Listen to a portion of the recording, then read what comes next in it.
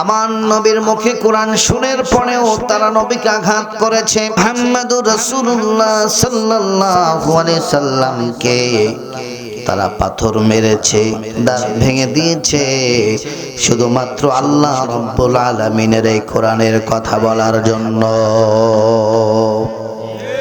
আমার আল্লাহ বলেন, ওমা নাকামু মিনহুম ইল্লা আইয়ুমিনু বিল্লাহিল আজিজিল হামিদ। তাদের উপরে নির্যাতন, তাদের উপরে অত্যাচার, তাদের উপরে মার জুলুম একটা মাত্র কারণ, তারা আমি রব্বুল আলামিনের কথা বলে। প্রশ্ন করে যাই ভাইরা আমার, বলেন তো দেখি, আমার নবীজি 40 বছর বয়স পর্যন্ত আমার নবীকে কেউ খারাপ বলে নাই, নবীকে আল আমিন উপাধি দিয়েছে, ঠিক কিনা বলেন? কিন্তু নবীজি কি এমন অপরাধ করলেন যে অপরাধের কারণে আমার নবী মুহাম্মদুর রাসূলুল্লাহ সাল্লাল্লাহু আলাইহি ওয়াসাল্লামকে চর মারলেন? আমার নবী মাথার উপরে লাঠি ভরে চাপায় দিয়ে হত্যার চেষ্টা করলেন। আমার নবীর গলার মধ্যে চাদর দিয়ে ফাঁস দেওয়ার জন্য চেষ্টা করা হলো। আমার নবীকে 3.5 বছর সেই ব্যবতালে জেলখানা নামক জায়গায় বন্দী করে রাখা হলো।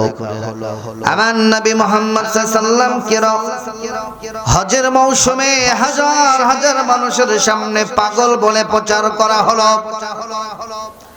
আমার নবীকে তায়েফের জমিনে রক্তাক্ত করে দেওয়া হলো। আমার নবীকে কি কারণে উহুদের জমিনে দাঁত ভেঙে দেওয়া হলো? আমার নবী কেন খন্দকের যুদ্ধে পেটে পাথর বেঁধে মাঠে নেমে পড়লেন? আমার মুসলমান ভাইরা, আমার নবীর একটা মাত্র কাজ ছিল, সেই কাজটা হচ্ছে আল্লাহর পক্ষ থেকে যেই কোরআন আল্লাহ দিয়েছেন এই কোরআনের প্রচার করা। কথা বলেন ঠিক কিনা? আর এই কোরআন প্রচার করতে গিয়ে আমার নবী মার খেয়েছে, নবীর সাহাবীরা মার খেয়েছে। বিনিময় আল্লাহ রাব্বুল আলামিন ইসলামের বিজয় দিয়েছেন, ঠিক কিনা বলেন? নবী মুহাম্মদুর রাসূলুল্লাহ সাল্লাল্লাহু আলাইহি সাল্লাম হিজরত করলেন। হিজরত করার পরে 6 বছর মদিনার জীবনে নবীজি বসবাস শুরু করে দিলেন। 6 বছর পরে হঠাৎ করে একদিন রাতের বেলায় নবী স্বপ্ন দেখলেন যে নিরাপদে সাহাবীদেরকে নিয়ে নবীজি মক্কায় প্রবেশ করতেছে। কত বছর পরে? হিজরতে 6 বছর পরে নবীজি স্বপ্ন দেখলেন, মুহাল্লিকিনা রুউসাকুম ওয়া মুকাসসিরিনা লা তাখাফুন। কোনো ভয় নাই, বিনা বাধায় বিনা ভয়ে আল্লাহর নবী মক্কায় ঢুকতেছে, সঙ্গে সাহাবীরা। নবীদের স্বপ্ন আমাদের মতো নয়, নবীদের স্বপ্ন হলো নবীজি স্বপ্ন দেখার পরে ফজরের নামাজে আসলেন সাহাবীরা। সমস্ত সাহাবীদের সামনে নবীজি এবার ঘোষণা করতেছে, ও সাহাবী, গত রাতে স্বপ্ন দেখেছি আমি তোমাদেরকে সাথে নিয়ে নিরাপদে মক্কায় প্রবেশ করতেছি। সুবহানাল্লাহ বলেন। যখন এই কথা বললেন, সাহাবা আজমাইনদের মনের মধ্যে আনন্দ। সবাই নবীজিকে ডাক দিয়ে বলছেন, ও নবী, যেহেতু নিরাপদে আমরা প্রবেশ করতে দেখেছেন, নবীজি চলেন না আমরা মক্কায় যাই। কারণ জন্মভূমি ছেড়ে চলে এসেছি, আত্মীয় স্বজন অনেকের স্ত্রী ছেলে মেয়ে সব মক্কায় তারা হিজরত করেছে মদিনায়। এমত অবস্থায় মুসলমানরা শোনো,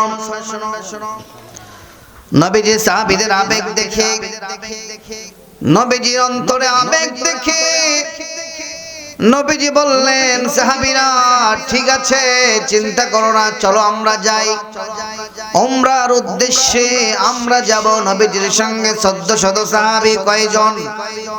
এসো কোরআনের ছায়াতলে সমবেত হই, লিল্লাহে তাকবীর। আল কোরআনের আলো। ভাই আর কত ঘরে জ্বালাবেন, একটু সংসদে নিয়ে যান। আল কোরআনের আলো, আল কোরআনের আলো, আল হাদিসের আলো। সংসদেও জ্বলাবো, তামাম বাংলাদেশেও জ্বলাতে হবে। ঠিক কিনা? ঠিক কিনা? ঠিক কিনা? অনেকেই বলে হুজুরটা খালি সংসদ জ্বালায় দিতে চায়, ব্যাপার। আমরা বলি সংসদ জ্বালাইতে চাই না ভাই, আমরা কোরআনের আলো দিয়ে আলোকিত করে দিতে চাই। ঠিক কিনা বলে? কোরআন ছাড়া কখনো আলো আসে না, অন্ধকার আল্লাহর ভাষা। আমার মুসলমান ভাইরা, নবীজি সাহাবী নিলেন কতজন সঙ্গে? সাহাবী বলেন, সূরার নাম সূরা ফাতিহা। আল্লাহ রাব্বুল আলামিন নবীজিকে স্বপ্ন দেখালেন। স্বপ্ন দেখে নবীজি 1400 সাহাবীদেরকে নিয়ে উমরা আদায় করার জন্য মক্কায় রওনা হয়ে গেল। রাস্তার মধ্যে যেতে যেতে হুদায়বিয়া নামক একটা জায়গা, এই হুদায়বিয়া জায়গায় আল্লাহ রাসূল সাল্লাল্লাহু আলাইহি ওয়াসাল্লাম তাবু গাড়লেন।